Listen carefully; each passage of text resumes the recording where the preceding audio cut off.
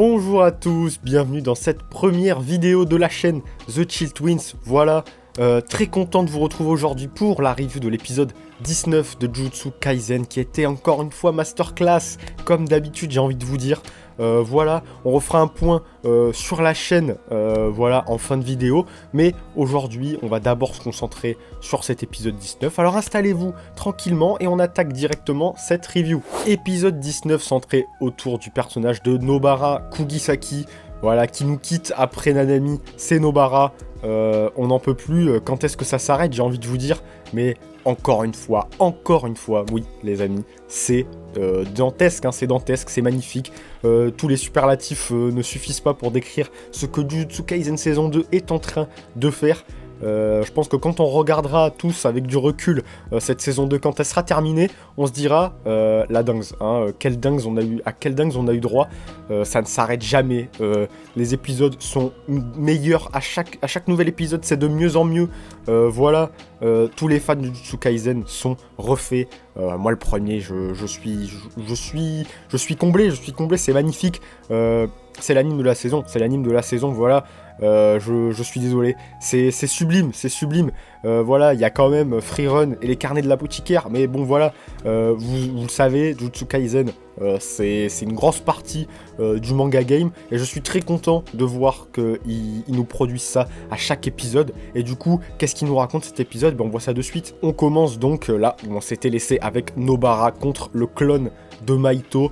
Et directement, je vais vous le dire, les 10 premières minutes de cet épisode, voilà, je respirais plus. C'est-à-dire qu'il y a eu 10 minutes qui se sont passées, j'ai rien compris. Hein, c'est-à-dire que c'était beaucoup trop, en fait, pour moi. Voilà, c'est-à-dire que t'avais quoi? T'avais du Nobara, d'une classe, elle était ultra badass. Donc voilà, déjà on voit au début de l'épisode, on lui dit n'y va pas, c'est la merde, mais Nobara elle s'en bat les steaks, mon gars, elle y va. Elle lui dit à la meuf, frère, les autres ils sont en train de se battre, je vais pas rester là rien faire. Donc elle y va et elle se bat quand même contre Mahito. Alors certes, du coup c'est un clone qui peut pas utiliser le sort de Mahito du coup pour altérer les âmes, mais quand même elle fait une masterclass puisque du coup elle arrive à atteindre le Mahito originel grâce à son pouvoir, hein, du coup. Et là c'était encore une fois masterclass. Ça bouge dans tous les sens.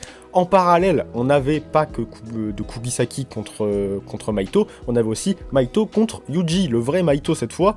Et donc là encore, c'était magnifique. On a du Yuji, voilà, qui retrouve un petit peu espoir. Quand il voit que Kugisaki a atteint le vrai Mahito, il comprend tout de suite que c'est son pouvoir, donc il est refait. Il commence à défoncer la gueule de Mahito et il dit voilà, moi je pensais que j'étais un meurtrier, mais quand même tu m'as montré que j'étais pas tout seul, et ça c'était quand même magnifique. Voilà, Yuji qui retrouve un petit peu espoir. Malheureusement, vous l'avez vu, ça va pas durer très longtemps, mais quand même c'était incroyable. Encore une fois, on va faire un petit point. Est-ce que vous avez déjà vu des meilleurs combats au corps à corps que les combats de Yuji Itadori? Je ne crois pas, c'est magnifique. L'enchaînement de Itadori contre Mahito quand il est contre le mur, là, de toute façon, tout le passage, là, dans les 10 premières minutes de l'épisode, vous pouvez les re-regarder autant de fois que vous voulez, c'est magistral. Vraiment, j'ai re-regardé que les 10 premières minutes de l'épisode parce que j'ai trouvé ça ouf, vraiment, mais les enchaînements d'Itadori, c'est trop bien fait. Je salue le taf qui a été fait là-dessus. Mais c'est incroyable, la puissance des coups, mais ça bouge de partout, frère. Vas-y, c'est acrobatique et tout, tu sens vraiment l'impact, c'est trop stylé. Yuji qui lui dit, voilà, après avoir compris qu'il était plus seul, il lui fait, c'est maintenant ou jamais, il le rafale de plus en plus de coups, il lui dit, tu vas crever ici. Et là, il fait une pause et tout, je mettrai peut-être l'image parce que j'ai trouvé ça super stylé. Voilà, Itadori, mais quel personnage! Il nous régale. Je sais que beaucoup de gens trouvaient qu'il était un petit peu en retrait, notamment dans les scans et tout ça. Voilà, moi j'ai toujours apprécié ce personnage. C'est vrai, je suis le premier à dire que dans les scans, il était il est un petit peu absent. Voilà, je vais pas trop en parler pour pas spoiler. Mais voilà, et là on a tout ce que je préfère dans Itadori. Et encore une fois, je le dis à chaque épisode, c'est pas fini. Voilà, Itadori qui en prend plein la gueule, encore une fois, hein, c'est terrible. il retrouvait enfin espoir. Eh ben non mon petit pote. Parce que du coup, voyant que Kugisaki est en train de le malmener, le clone de Mahito, il décide de quoi? De se barrer. Hein. D'ailleurs, là, je viens d'y repenser à l'instant, les musiques. Hein, les musiques, qu'est-ce que c'était que ce délire? Elles étaient absolument incroyables. J'adore, j'aime beaucoup. Je crois que cette musique, cette OST, on l'avait jamais entendue. L'OST du combat de Kugisaki et Nobara. Non, Kugisaki et Nobara, c'est la même personne. Kugisaki et Mahito, pardon. Et du coup, voilà, j'ai trouvé ça génial. C'était super. Mais voilà, ça va pas durer très longtemps. Le clone de Mahito qui se barre, du coup, et qui va rejoindre... Enfin, on suppose qu'il va rejoindre son vrai corps. Et donc, le vrai corps de Mahito fait la même chose. Et donc, qu'est-ce qui se passe à partir de là? Les deux corps de Mahito se rejoignent. Et en fait, on pense... Enfin, Yuji lui-même pense qu'en gros, ils vont se rejoindre pour s'assimiler et pour soigner le vrai corps de Mahito. Mais non. En fait, ils font que se croiser et du coup interchangent leur place, puisque du coup, la chère Nobara, elle le suit en fait, le clone de Mahito, donc elle est juste derrière lui. Et du coup, elle se retrouve face au vrai Mahito, mais elle a pas le temps de comprendre. Et là, c'est terrible, parce que du coup, quand ils se croisent, Yuji, il y a un plan sur son œil, il veut tout dire, il ne dit rien, et on comprend. Il vient de comprendre que c'est la merde, que là, Nobara n'aura pas le temps d'esquiver, et pourtant, il essaye quand même. Il lui dit, casse-toi, vas-y, dégage Kugisaki. Et elle a pas le temps, elle est prise au dépourvu, et voilà, Mahito lui grabe le visage, hein, voilà. Et c'est terrible parce que, encore une fois, c'est ce genre de trucs qui sont très cool avec ce genre de perso un petit peu à la Shigaraki. C'est-à-dire que à peine il te touche, tu comprends sans qu'il se passe grand-chose, juste qu'il est à le toucher pour que tu te dises « Ah ben putain, c'est la merde ». Là, voilà, quand il lui a touché le visage, voilà, je pense que beaucoup de gens étaient mal, hein, voilà. Moi-même, je savais, j'ai trouvé encore une fois que la mise en scène était géniale. Voilà, le petit Yuji qui explose la gueule du clone quand même. Mais voilà, c'est encore terrible. Et donc, deuxième partie de l'épisode, flashback de Kugisaki. Flashback de Kugisaki, du coup, qui va se centrer voilà, sur le fait que Nobara, elle aimait pas... Enfin, elle a un vrai problème avec les humains. Et du coup, je trouve ça d'autant plus symbolique que ce soit Mahito qui la tue, puisque, en fait, Mahito, je l'ai déjà expliqué dans la dernière review, qui, elle, est sur The Twins. Du coup... Il explique que... Enfin, je vous expliquais justement dans cette review que Mahito, en gros, c'était le résultat... de la haine des humains envers les humains. Et donc, je trouve ça magnifique, voilà, que la part la plus sombre de l'humanité tue Nobara, qui en fait détestait ça. En fait, quand elle était dans son village, du coup, vous l'avez vu, elle détestait presque tout le monde. Elle pensait que tout le monde était fou.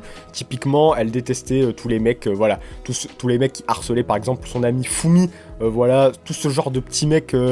tous les trucs les plus vils en fait des humains, en fait, elle détestait ça, elle ne voyait que ça en fait, elle voyait pas de côté cool, mis à part quand elle a rencontré Saori, mais qui a fini par partir également, voilà, une maison taguée par des gros enfoirés, voilà, un mec qui, elle fait aussi, il y a aussi une ref à un mec qui offrait du riz rouge à Fumi, parce qu'elle avait ses règles, je sais pas, je crois que c'est ça. Ben voilà, elle comprend. En fait, elle voyait que ça, elle voyait que les parts les plus malsaines chez les humains. Et donc, c'est pour ça qu'elle dit à un moment donné, c'est pour ça qu'elle dit du coup, je pensais que tout le monde était fou dans le village. Et donc, voilà, en finale, en fait, elle ne voyait pas, c'est juste qu'elle voulait voir que ça, mais en allant à Tokyo, du coup, pensant qu'un jour elle retrouverait Saori et Fumi ensemble et qu'elles seraient réunies toutes les trois, elle a aussi rencontré, voilà, le trio de légende, Gojo, Megumi et Yuji, bien évidemment.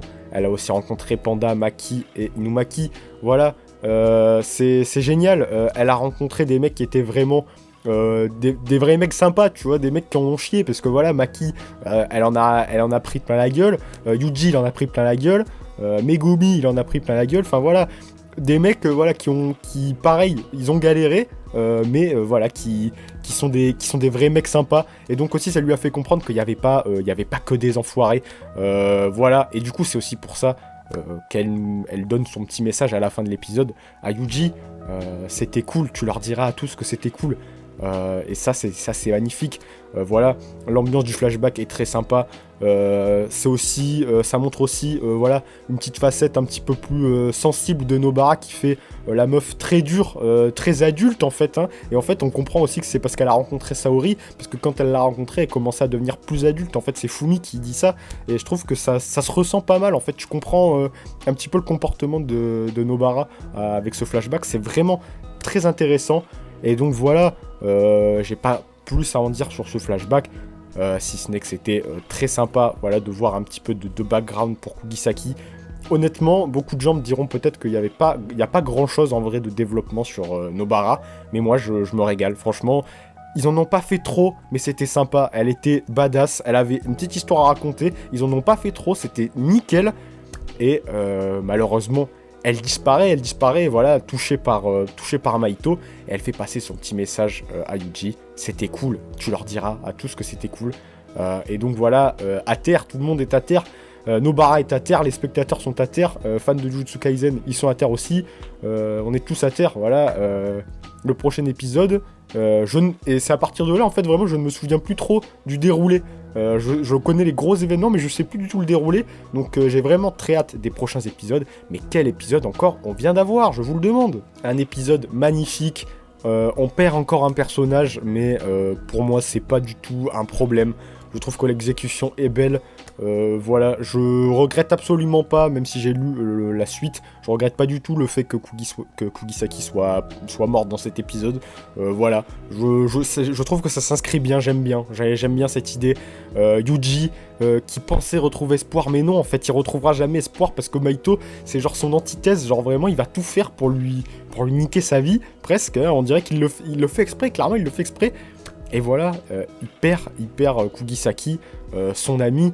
Megumi est dans la merde, Gojo n'est plus là, Yuji est presque seul, on peut le dire, actuellement il est tout seul. Et voilà, il n'y croit pas, et c'est d'autant plus bon qu'il nous laisse l'épisode, il nous finisse l'épisode sur Itadori, qui regarde Kugisaki, qui demande Kugisaki, qu'est-ce qui se passe? Et là, voilà, il a compris, enfin on sait que Kugisaki n'est plus, c'est terrible. Yuji va encore entrer dans une colère noire, et là on va tituber. Voilà, fin de cet épisode, c'était magnifique, j'ai adoré, j'ai hâte. Le prochain épisode, j'imagine que vous aussi, je veux que vous nous disiez tout ça en com. Qu'est-ce que vous avez pensé de cet épisode?